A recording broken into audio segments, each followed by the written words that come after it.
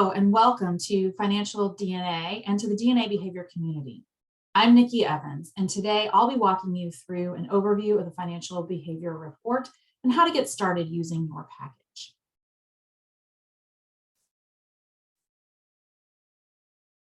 So, in today's session, I'm going to give you an overview of what the system was built for, how to structure conversations with clients around behavioral finance, reviewing the financial behavior report with clients, and some additional resources for you to continue to learn about behavioral finance and using financial DNA tools with your clients.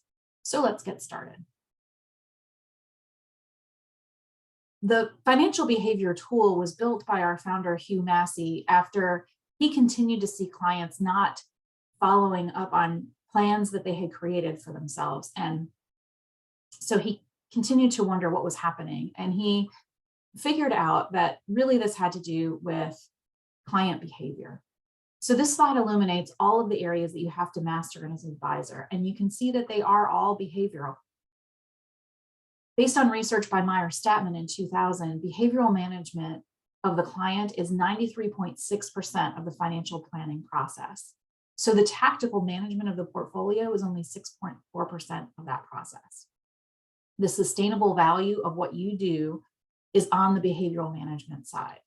On a relative basis, how much time do you think you spend getting to know your client's behavior? Our tools are designed to help you know, engage, and grow your clients. It's key to remember that each client is different. They have different emotions, different talents, different financial behaviors that have to be navigated. So this is what you need to know and start to understand as you engage with your client. And our tools are going to help you do that. We have developed this model, the SMART conversations model, connecting the science with the methodology and art of conversation. We designed this to help you think about your meetings and plan for meetings that continuously work to know, engage, and grow your clients and manage client behavior. For every meeting, we recommend that you take a few moments to do a style review of yourself and your client, and then make a plan to modify your style to match your client or meet the needs of the clients in that interaction. In your first meeting, you may ask the client about their DNA, what questions they have, what they noticed about the financial behavior report. And in subsequent meetings, this ask might be about their goals or how your client is doing to continue to build on and establish a relationship. Then the review of the results of the DNA discovery in the first meeting, showing the client the various sections of the report and having conversations about areas that are of interest to the two of you. After your first meeting, this review may be more of a review of your portfolio with the client or of their goals and plans. End each meeting by talking about next steps. This will be a great recap for those folks that are interested in their results, and it will be a great place to provide some instruction for those folks that need a little bit more prodding or clarity around what's coming next. So let's dive into what the financial behavior report actually shows you. As you're reviewing a report with clients, you can see that in this bottom section here of the report is kind of where I like to start. You'll see that there's a solid or a dashed blue line that runs through the report showing you if your client tends to be among the faster paced or the more careful of clients. So you'll see your client's behavioral style highlighted in a dark blue. For clients that have styles that appear above this line, they will tend to be faster paced, meaning they will think more quickly, move more quickly, come to decision more quickly on things. This doesn't mean that their decisions are superior, it just means that they come faster. For profiles that are below this line, you will see those clients move more carefully. They tend to think a lot before they speak. They want to process the information. They typically want to make sure that what they're saying is additive to the conversation. And they may not speak up unless they're called upon. They may be really processing and thinking through what you've had to say. For your faster paced clients, you will want to speed up your communications with them and expect some verbal back and forth with them as they think through ideas out loud and come to decision fairly quickly. For those profiles that are below that line, the more careful, having an agenda ahead of time and helping them understand that they're going to need to come to decision in a meeting, and here's the information that you have that will help them prepare, can help them feel much more comfortable about coming into a meeting about what to expect. Those clients will also probably need you to speak at a slower pace and allow some time for them to process and think things through. You might have to get comfortable with a little bit of silence with those clients to allow them a chance to process what's being said and really think about what their questions are. And then harder to see, but there is a gray line that bisects the circle through the middle this way. Profiles on this side tend to be more results oriented. So here your clients will be more focused on what is going to get done, where they're going, what the goal is. That's not to say that they don't care about relationships, but they tend to kind of wake up thinking about what is going to get done. Where your clients with profiles on the other side of this line tend to think more about who are they going to get to work with, who's going to be involved, what relationships are they going to have a chance to build, how will they get results through the relationships that they have. So those folks tend to wake up with more of a slant of who am I going to work with today versus the what am I going to work on today. This just gives you a start for who you might be talking to. So for this client, I know that I will be working with a more results-oriented, faster-paced client. So that gives me already some things that I can think about to modify my style to match this client's needs. So in that first step in that SMART process, a style review, I now know my client is an initiator, and I'll also see some other things about my client here. So initiators like to take bold, aggressive action and create the rules. I know that I'm also an initiator, so that the adjustment that I have to make is probably fairly minimal here. But because I know that, I can now connect with this client probably more quickly without having to make a ton of adjustment to my approach. Had I been working with a client, though, that was more of a relationship builder or stylish thinker, I would want to slow down a little bit, maybe be a little bit more relational with my client to establish a little bit more of that relationship before I jumped right into the business of the day. The next area that I look at on this report is the behavioral biases. So these behavioral biases can give you an indication of potential blind spots that your clients may have and give you some insight into how they may make decisions. You may want to ask your clients about times when they saw these biases play out for them, and was that a positive or negative experience for them? Think about how you might be able to become a trusted advisor to help them manage these biased impulses.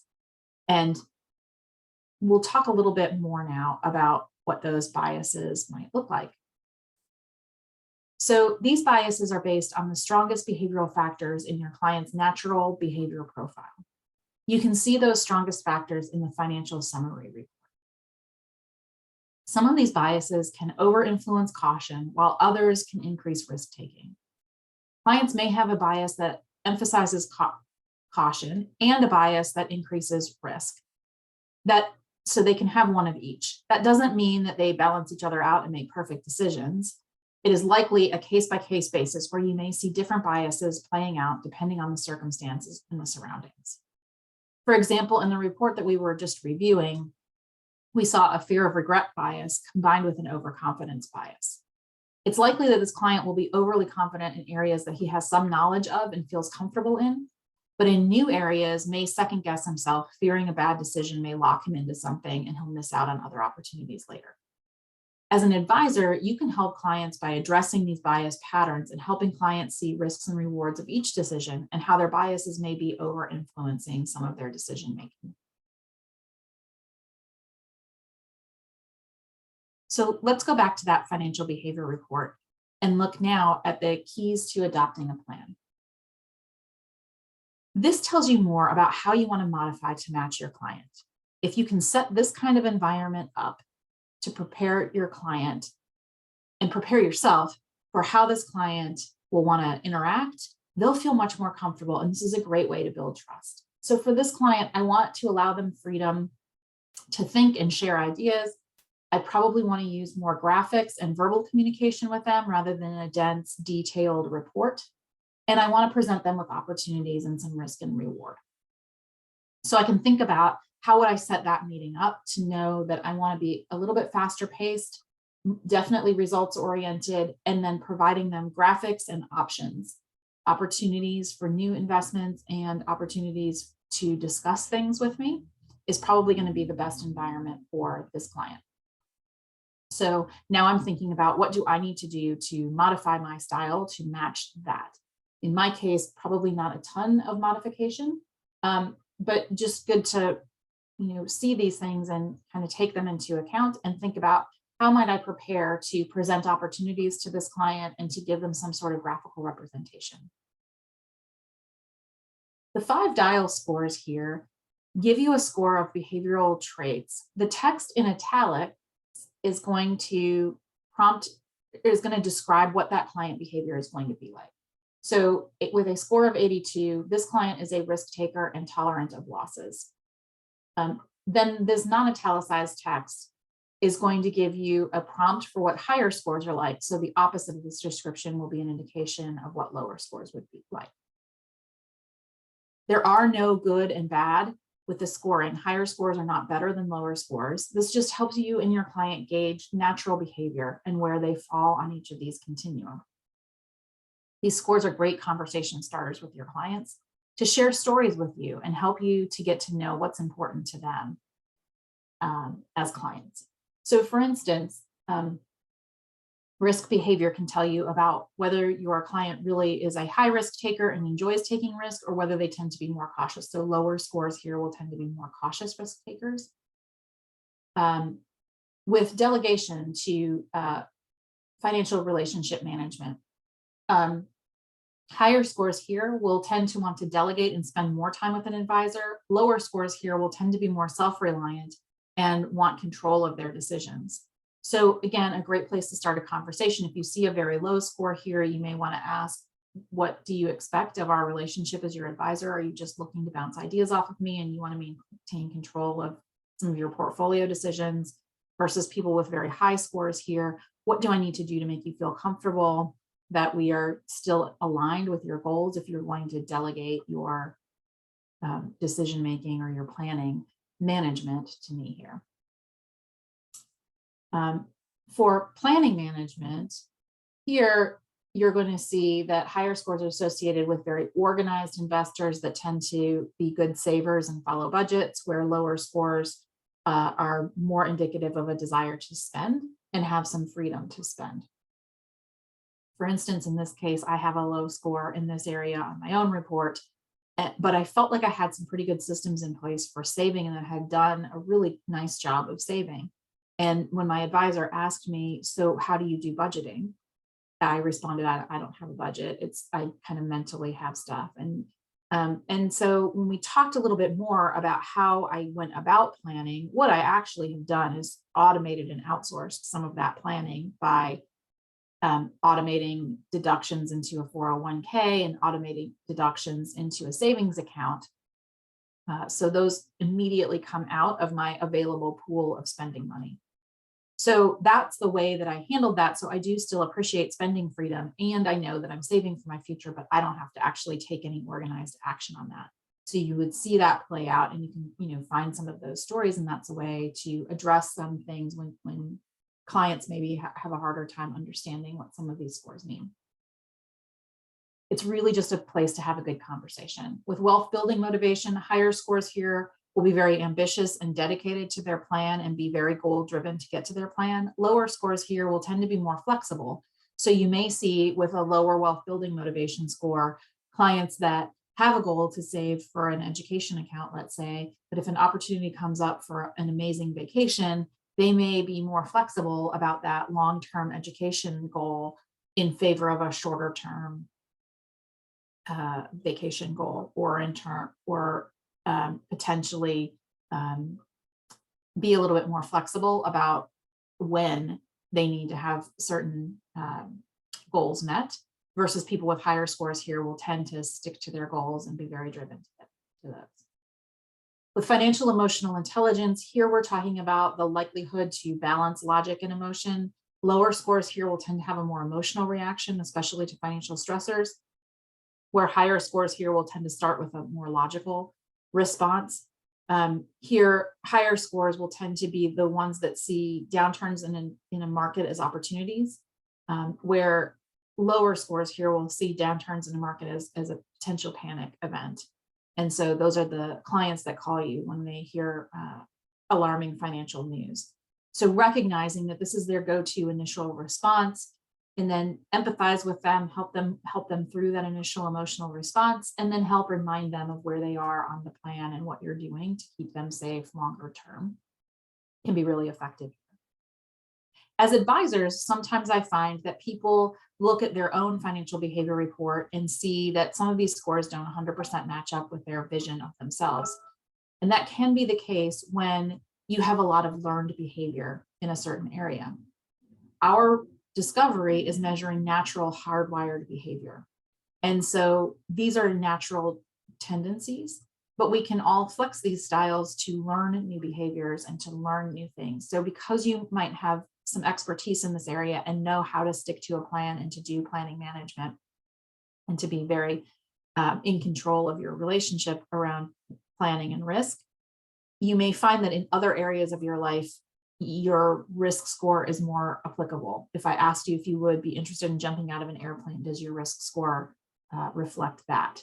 If I asked you about planning a vacation, does your planning management score reflect how organized or how loose you might be around planning a vacation? So your clients can also have learned behavior in these areas. So it's just important to remember that what we're measuring is your natural hardwired behavior. And under stress, these behaviors will come out even stronger. As we continue to look at those 5 dials, I'm showing you now the Financial Behavior Quick Start Guide. And in a few moments, I'll show you how to access this guide so you can use it as a reference when debriefing clients. But for now, let's take just a closer look to describe what each of these dials means. So this is going to describe what the behavior is. So comfort taking risk, time and desire that I want to spend working with an advisor, how financially organized am I, how ambitious and dedicated to pursuing goals am I, and how effectively am I balancing emotion and logic when an event occurs. I've included here some learned behaviors so you can see what a learned behavior might look like in this area, and also some talking points for scores that tend to be very high and scores that tend to be very low. For mid-range scores, you can kind of take from the talking points from each, because those mid-range scores will be a blend of higher and lower. You can think about scores over 50, you can maybe lean on the higher side talking points. Scores below 50, you can lean on the lower score talking points. What you will see in the report is that these descriptions, risk taker and tolerant of losses, will show up on the report in those words if the score is greater than 70. If the score on risk was 30 or less than 30, it would show you safely manages risk and able to see pitfalls. Scores between 30 and 70 will show some blend of that. So maybe a risk taker, safely manages risk and tolerant of losses. So it would be kind of a combination of, while I'm safe around how I manage risk, I can handle some loss. So you will see those combinations of scores. Again, you can kind of use this as a sheet to help you have some talking points around how to describe these and how to have that conversation with your client so that you get a little bit more comfortable. And the idea here really is for you to get to know your client. And so all of these reports should be used not as a end all be all, this is who you are, but a starting place for a conversation with that client, to get you a common language to be talking with to your client so that you can connect with them and help manage that financial behavior. So you will get access to these links that are available to you. I am going to show you what you can expect when you visit these links. There are some great additional resources on our Financial DNA website, so I'm going to start there and show you how you can see some information about the financial behavior report and about that SMART meeting process. So if you're at a place where you can get access to our website, but you don't remember where you put some of this other information, you can go just to our website, or you can send your clients to our website to see more information about that, and also where you can see a sample report. And then I'm going to show you how to get access to our Financial DNA library, which will have a self-paced training section. And then I've just highlighted the Quick Start Guide, the Financial Behavior 5 Scores Quick Start, which we just went over. And then there's also a Styles Quick Start. So this report that we went over today was an initiator profile. If you'd like to learn more about initiators, there's a quick start guide for that as well that will give you some information on that. So let's jump over and look at that. The financial behavior report is going to, this page shows you kind of what stays mostly the same for a client. This area is going to tell you how to approach individuals, and this is going to tell you about their financial behavior. So again, this area just gives you some more description about each of these areas. And then if you want some more information about outside of the quick start guide, if you can't put your hands on that, but you can get to our website, this is going to show you some of that information that's in that quick start guide around what a learned behavior could be and some questions that you could ask, what higher scores and lower scores look like. And this is true for each of these scores. So this gives you just a little bit of a walkthrough. And again, if clients are really interested in this, you can send them to this page to kind of look for themselves and explore a little bit. Also on our page is the Behaviorally Smart Meetings Guide. So it gives you this 5-step process around starting with a style review and then doing your modify. We recommend that you start with those steps for every meeting. And then that part of the conversation can change meeting to meeting as you move forward with clients.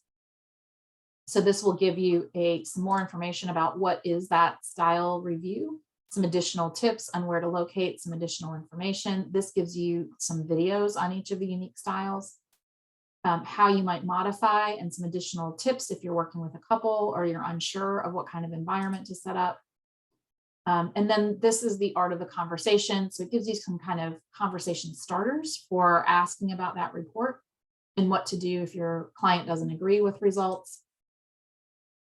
And then walking through what does that review of the report look like, and just some common things to talk about for next steps. In addition, I wanted to show you on our pricing page, there is a link to each of the reports. So if you wanted to see an example report, if a client was curious about what that report was going to look like and you didn't have one handy, you could come here. If you click on any of those links, it's going to show you an example report. So you could show them what information would be available to them as part of that example report. In addition, you have links to our financial DNA library of self-paced training. So you will see a screen like this. You do not need to log in, so you can just dismiss that box. And where I'm going to direct you is into the self-paced training. In self-paced training, there's a documents folder that includes this behavior score quick start that I reviewed with you today. There's also the financial DNA style quick start. This is a guide that will explain what each of the styles is. It shows you which high area they are in, gives you a quick overview of that style and what that style looks like. And then in addition, it's going to give you some more information about the style. So you'll get a paragraph describing the style along with 3 bullets describing the style, and then some things about working with this style and about what that particular style wants and needs. So again, this gives you a really great place to do that style review of yourself and of your client to see where you can match up. In addition to the quick start guide, there are some invite templates for how you might invite clients or friends and family to take the discovery. You can see more about that Start Smart guide. And also we have training slides. So with the training slides, if I go back to self-paced training, I will see that there are 2 videos folders. In the training videos folder, you will see that training deck that I showed you the link for, the sections in the video match the sections in that training deck. In the training videos folder, you will hear Hugh, our founder, go through each of the training slides with a voiceover. And in the live classroom videos, you will see a video of us doing a classroom training. So if you prefer kind of slides with a voiceover, you're going to want to go to the training videos. If you prefer to see some interaction in a live classroom, you're going to want to go to the live classroom videos. The same material is discussed, and it's the same sections that you'll see in the training folder. In addition, there's some additional videos that you have access to that will describe each of the behavioral biases and will describe each of the unique styles. So if you're interested in learning more about those, you can see those here in the additional videos folder. And you can also see some example reports and a question guide in that handbooks area. So I hope that this has been extremely helpful to you. I'm looking forward to hearing about how each of you are doing on your journey with financial DNA. And we'd like to welcome you again to the community and thank you for joining us. We know you're going to have a great time here.